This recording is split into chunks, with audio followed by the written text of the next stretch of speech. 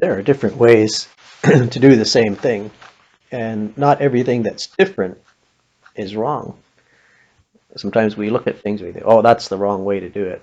But some things are just different. They're not right or wrong. It's just a different way to do the same thing. And it accomplishes the same task in the end.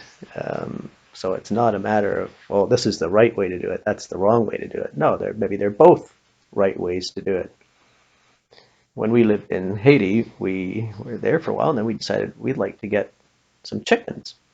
So we bought Pastor Paul went to market and he bought a rooster and a hen for us.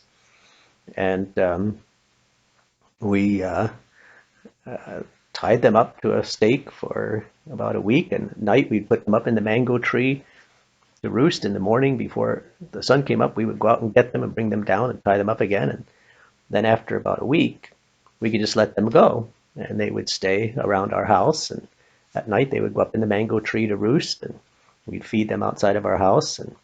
And we raised chickens. And with a hen and a rooster,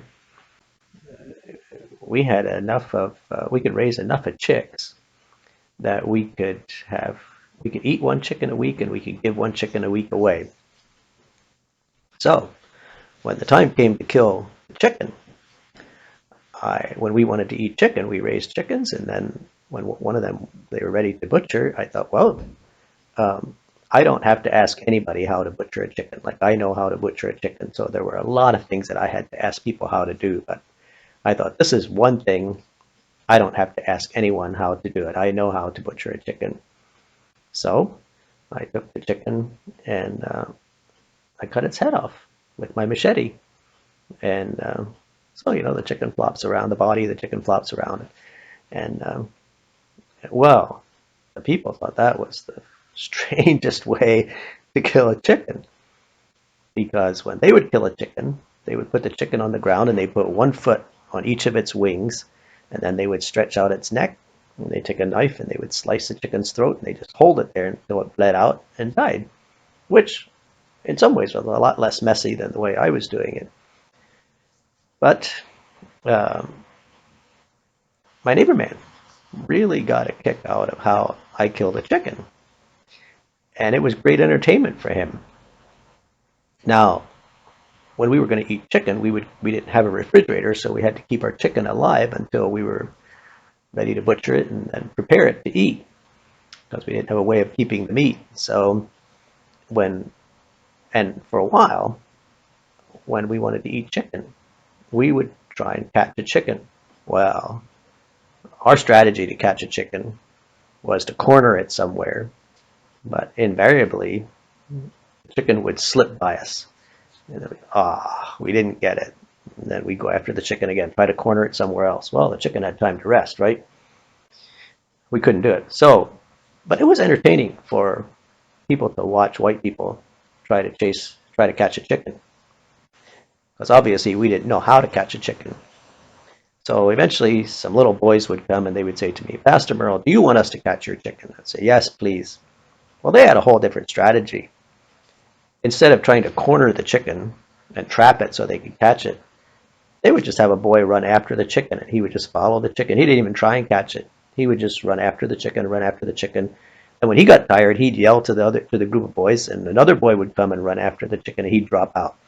And they kept the chicken running until eventually the chicken got tired, and the chicken would just kind of sit down, and then they'd walk and pick it up. Say, okay, Pastor Merle, here's your chicken. Well, that took time. So we started the day we were going to eat chicken. We would go out in the morning while the chickens were still roosting in the mango tree, and Hans would climb up in the mango tree and he would shake the branch that the chickens were roosting on, and I would stand down below, and when the chicken fell down, I'd catch it.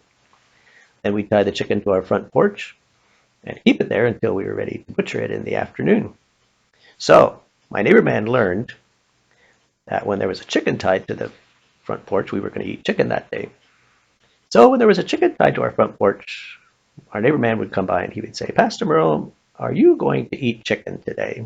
I say, yes, we are going to have chicken. Well, he'd say, what time do you think you're going to kill the chicken? I say, I don't know. Well, he'd say, when you're going to kill the chicken, send a boy down to tell me because I want to watch. I say, okay. So when I'd be ready to kill the chicken, I'd find a boy and I'd send him down to the neighbors and say, go down and tell my neighbor that I'm ready to kill the chicken. So then I'd wait and he'd come up. Well, he'd say, don't kill the chicken yet. And he'd be calling to people on the road. You have to come in here. You have to see how this white man kills a chicken. Like you've never seen anybody kill a chicken like this before. And so then when he had enough of a crowd, then he'd tell them what I'm going to do.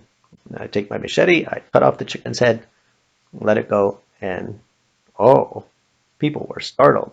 And some people would stand there and they'd look at the head of the chicken. Other people would follow the body of the chicken around, and each group would be telling the other one what their part of the chicken was doing. And my neighbor man would just laugh and slap his knees, and oh, he just thought it was the funniest thing he ever saw. So there wasn't a right way or a wrong way to kill a chicken. Our ways of killing a chicken were different. But it wasn't that one of them was right or one of them was wrong. The chicken would wind up dead either way, and the job would be completed. So sometimes people just do things in a different way, and we think, oh, that's the wrong way to do it. Maybe it's not wrong. Maybe it's just different, and it's okay too.